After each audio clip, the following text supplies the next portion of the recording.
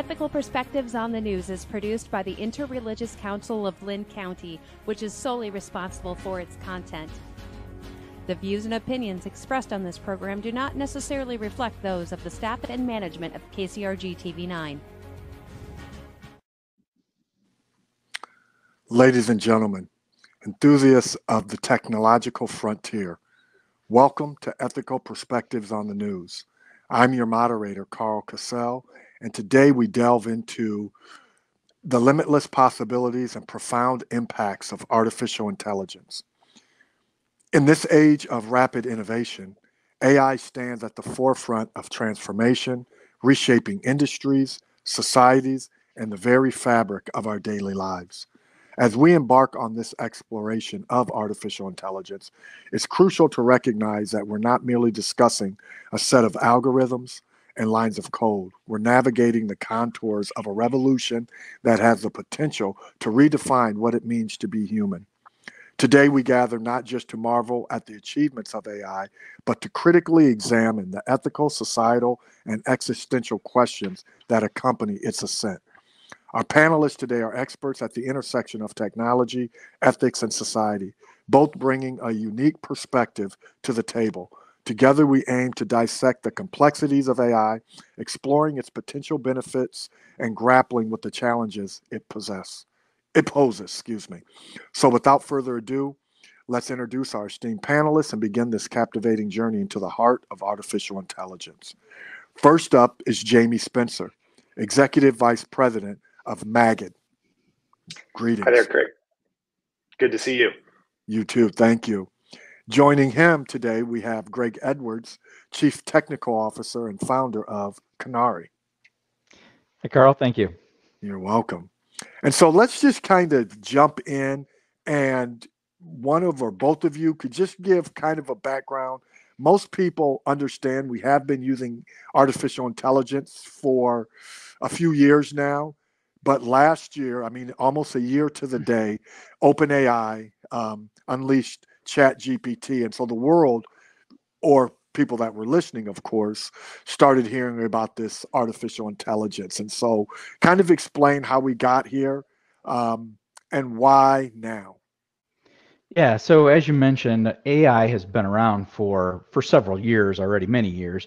And last November, so November of 2022, a company called OpenAI released an application called ChatGPT.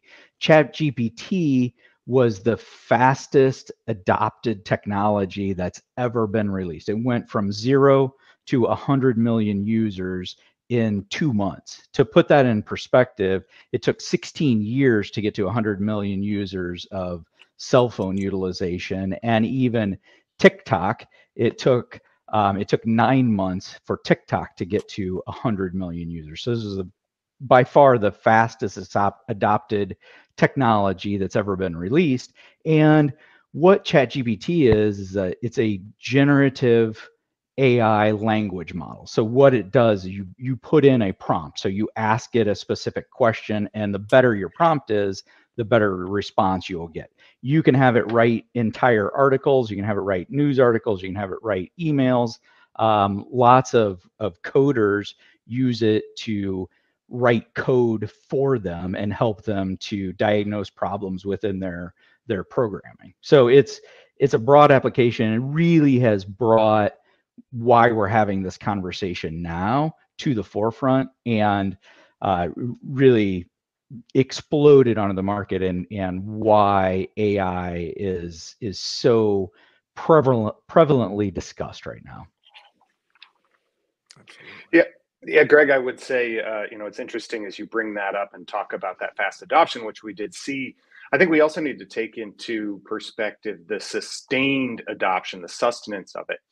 We saw that huge spike in traffic on OpenAI, and it's certainly a fascinating technology. But for the average consumer, they kind of thought it was interesting. You write some poems, you dink around on it.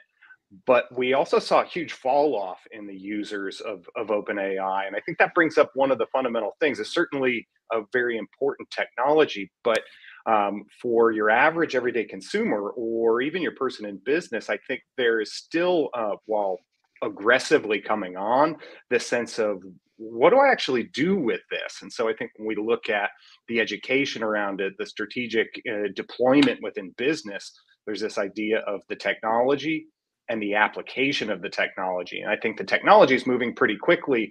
I think the application of the technology needs a little more form and structure in your average everyday business, and a stronger focus on what do I do with this?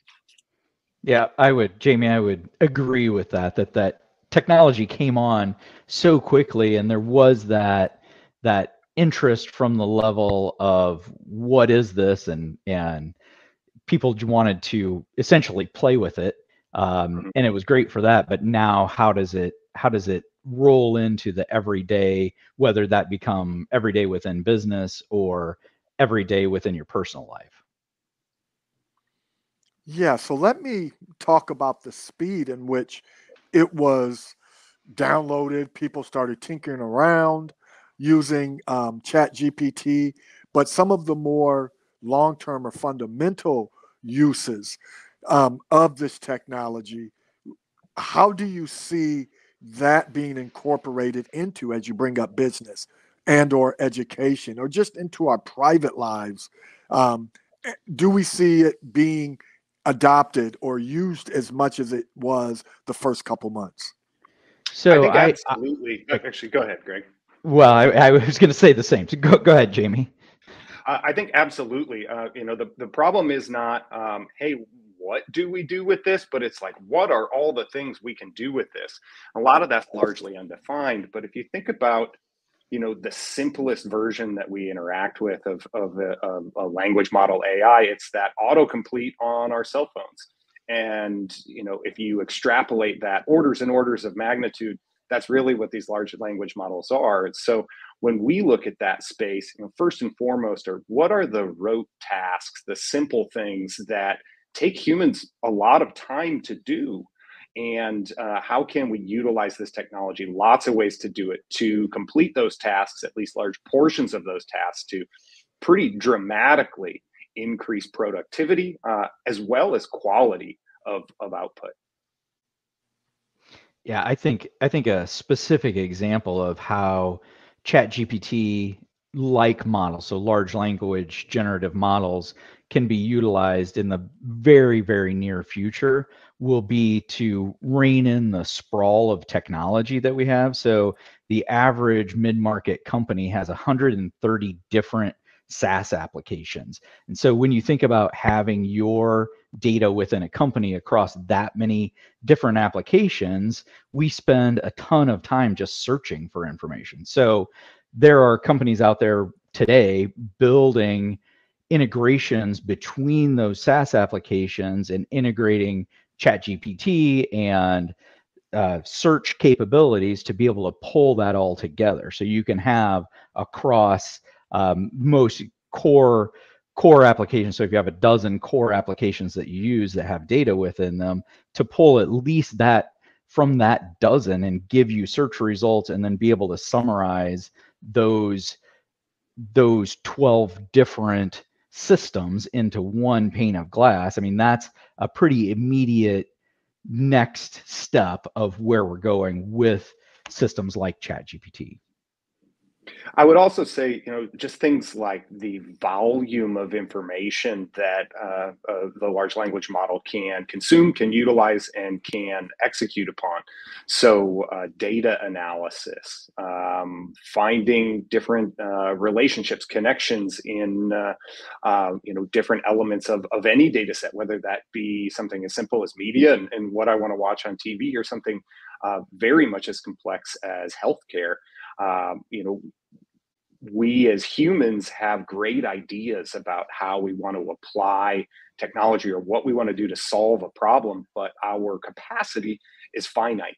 And we look at that as really the holy grail, or the key element here over the next few years, which is how do we continue to utilize human ingenuity and the thinking that goes into what is the problem and what do we want to solve, and then utilize these tools to dramatically increase the volume of insights we can bring to that situation. So finding a solution much, much faster because you can consume and churn much, much more data. So let's talk about the workforce and or education a little bit. With this rapid advancement of AI, how can we prepare the current and even future workforce for the evolving job or work landscape, considering AI, as they've said, will end up wiping out or at least dramatically changing a lot of current jobs and shaping some in the future? Yeah, so I definitely see that as a major challenge, first of all, but it really is in that education, and the biggest challenge that I see is the ability for lower level employees and people coming out of college that don't have the basic skills to gain the necessary abilities to be able to then utilize the AI technologies that will be available, because you don't gain those skills at the lowest levels to then execute at the highest levels, which is what AI is doing right now. Is it's leveling up the people that already have the experience. So it's really going to be about educating and leveling up so that as people are entering the job market, they're already experienced, and it's going to be a challenge. Yeah, I would add to that. I think that we're still very early days in this, but we need to accelerate the implementation or bringing this into the education process. I liken back to when I was a kid, or any of you were kids, and calculators were commonplace on every household, but you couldn't use a calculator in any of your math classes. Well, fast forward to today, and we're past that, because we realize that what you're teaching in these classrooms is not simple, plus, minus, multiply, divide. It's really about applying these math principles to get to much, much more sophisticated things. When the internet came out, it was readily available in homes, but you really didn't embrace that in a learning and education environment, the ability to accelerate how far you could go. Here, I think we've got a real opportunity to bring it to the table earlier and make sure that younger people are learning how to utilize this to supercharge their productivity. I have one kid in college and another on the way, and I got to tell you, I strongly encourage both of them to embrace AI and to really focus on all the education they can get and be involved in all the classwork they can that teaches them about that tool, because I know it's going to be so much more important. Absolutely. And I have a freshman in college and also a freshman in high school, and I'm pushing them to do the same thing. But the one pushback that I have to ask about is, will AI encourage or push our young people to keep seeking knowledge? If the machine can spit out the facts and the information you might need, doesn't that create a problem that we hope wouldn't be the case, and that's them still having to search and think critically? Yeah, I think that that's the question we have to ask ourselves: is what's the end goal or end state of the education? I'll say first and foremost, one of the tenets of our philosophy and point of view on AI at Magid, and even for myself, is utilizing the tool to empower human thinking. So humans on the front end of the process, humans on the back end of the process.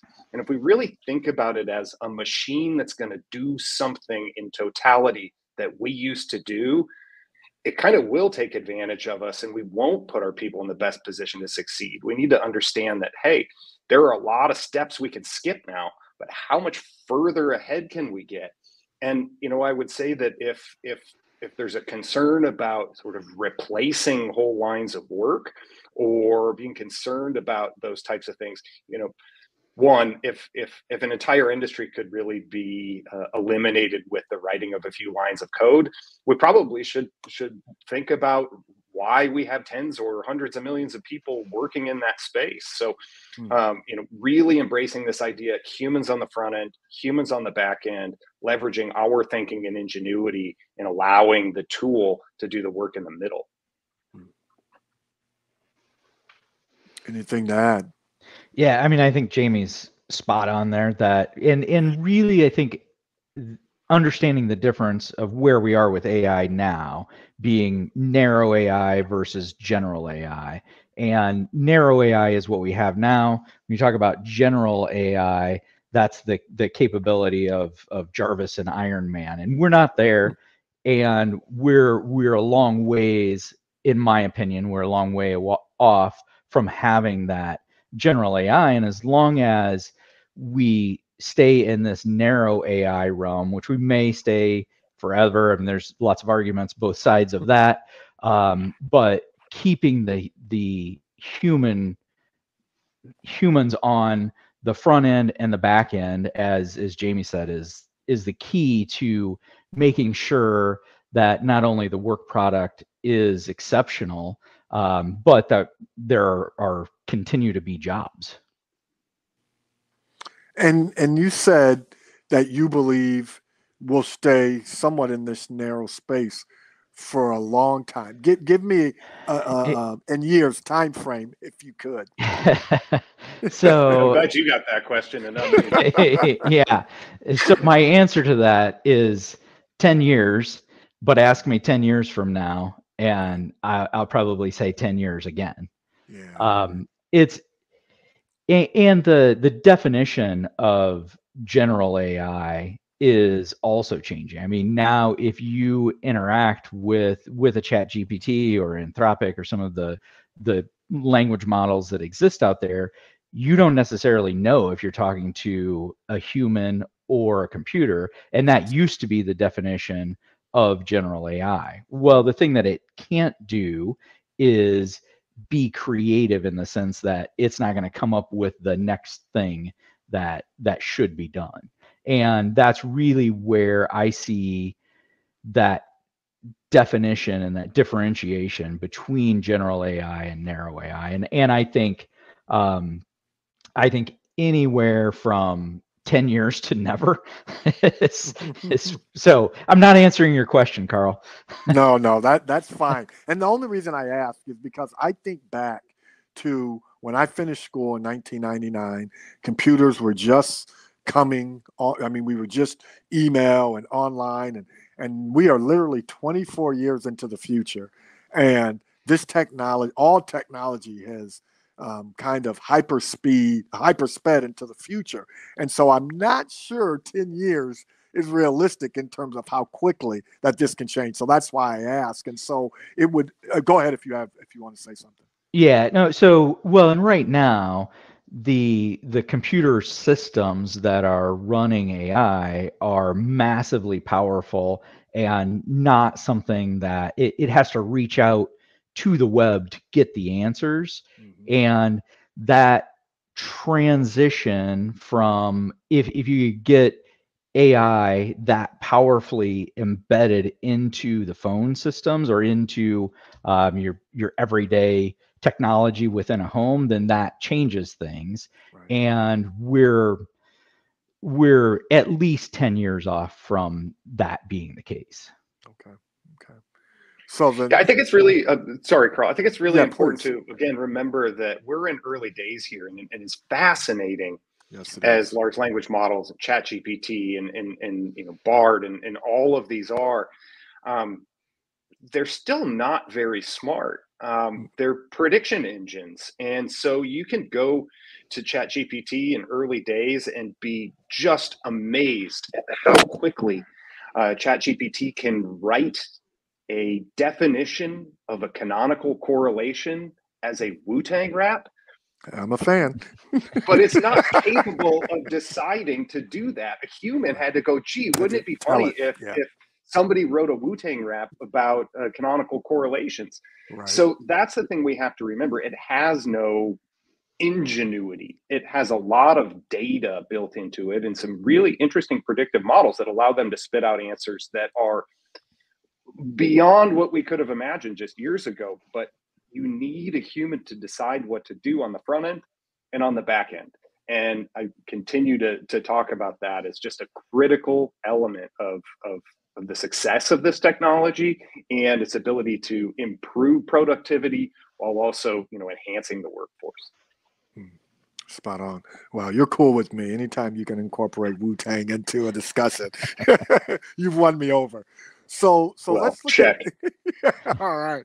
Let's look at some of the ethical dimensions or perspectives that come into this. How can we ensure, what is being done to ensure that these technologies are developed and deployed responsibly?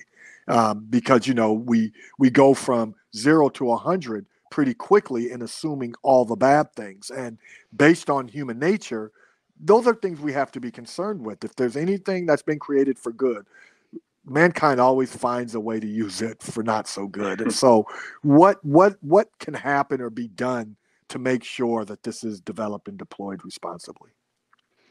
Yeah, Jaime, you want me to take that one too? Well, I'm going to let you start again. I kind of like that flow. Yeah. So the issue is that this is a global phenomenon. This is not something that's just happening in the US or just something that's happening in the EU that can be regulated.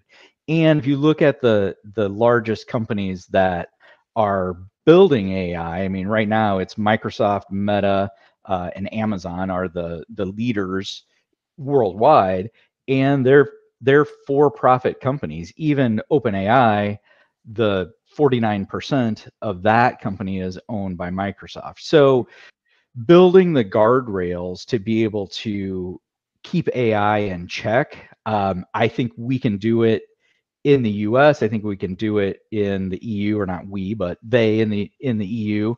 But globally is what we have to think about, and how do we rein that in? And then I'll kick it over to you, Jaime, to answer that, how we could rein it in globally. Yeah, absolutely. No, I think you bring up some interesting points, and the reality is right now it's pretty much the wild west. There's not really a lot of regulation beyond what existed a few years ago. So we do need to dig into that, and we also need to understand that it's not just about large language models or chat GPT. We look at what's capable from an audio and video standpoint. Our company works heavily in the media industry, and that's a real frightening thing, which is deep fakes and faking videos and faking audio and creating a sense of, quite frankly, blurring what is reality and what's not. So globally, I think that there are some big challenges. We can look at things that are a century old and say, hey, what's the regulation of manufacturing in China versus manufacturing in the United States? They're not the same. So that will be the same challenge here as well. I think what's most important among all, though, is the idea of transparency. If we could regulate anything, it would just be the transparency of what technologies you're using and how you're using them. Obviously, there's trade secrets and things you don't want to declare, but just a sense of what technologies were used, and at a broad level how, so that the consumer, whether it be a newscast or a product on the shelf or a service like their attorney or their accountant, they are aware of what's in the process. Now, can we do that? I don't know how much we're accomplishing just about anywhere right now. So it's kind of hard to say we can do that, but I think it will absolutely be necessary. So let me go just a little deeper, because you guys both bring up the need for global collaboration.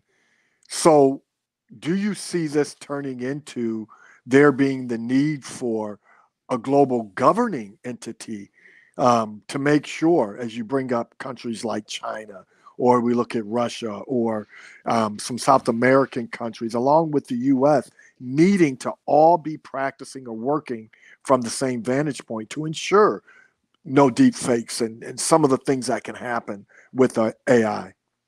I mean, I think that that's a great aspiration to have, and that's what it will ultimately take to be able to moderate and I don't want to say control necessarily, but keep AI in check.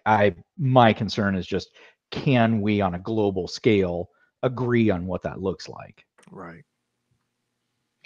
much in the same camp with you. I think it's good aspirationally.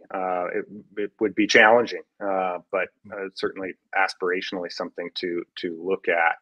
I know, Greg, that you are work heavily in the cybersecurity space, and you all wrestle with that every day. And clearly, we see that whether there's regulations or not, that those types of things are happening more and more every day. These technologies can help enable those things more and more every day. And you might have different perspective, but it doesn't seem to me like there's much global progress being made in solving the cybersecurity challenge.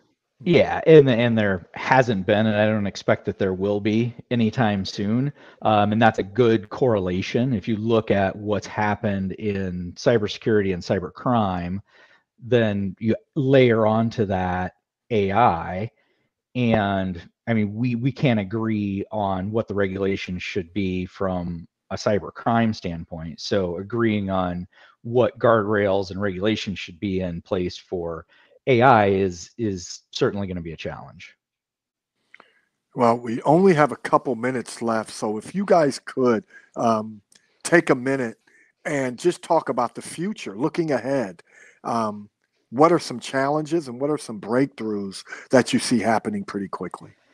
Yeah, so I think I am very optimistic about what AI will bring. There's going to absolutely be challenges coming, but I think from the standpoint of what we'll see in the near future is going to be better capabilities from a productivity standpoint. So right now, I mentioned the technology sprawl that we see.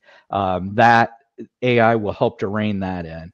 I definitely see in the not too distant future the self-driving cars and self-driving taxis. I think that will be solved. I see globally, I've seen reports that estimates of as many as 300 million jobs will be changed because of AI. And I say changed instead of replaced because I think that we'll transition. I mean, there will be exactly. We will adapt to that. And I know we only have a couple minutes left, so I'll turn it over to Jaime to. Yeah, I think in the near term, some of the things we look at is one, hopefully would see education around and these technologies and how to utilize them proliferate quite a bit. I think that you'll see a significant impact in the content landscape. You saw that was part of the strikes in Hollywood this summer and this fall, figuring out how we do that, but creating an even greater proliferation of content, but this time primarily in information content, whereas over the last decade, we've seen more entertainment content proliferation. So a lot to think about in that regard, but overall, I think the growth of knowledge that's available and at the fingertips of so many now with this technology is a good thing. Well, thank you, Greg. Thank you, Jaime. Artificial intelligence is a culmination of human ingenuity, a creation that mirrors our intelligence, learns from our behaviors, and attempts to mimic the intricacies of human thought. However, with this extraordinary power comes an equally extraordinary responsibility. How do we ensure that AI serves humanity, fostering progress without compromising our values? We've just begun to start this discussion, and we hope we can continue to make sure that it works for us and not have us working for it. So stay tuned and awake. Thank you for joining Ethical Perspectives on the News, and thank you guys for joining us today. Thank you. Yep. Thanks for having me.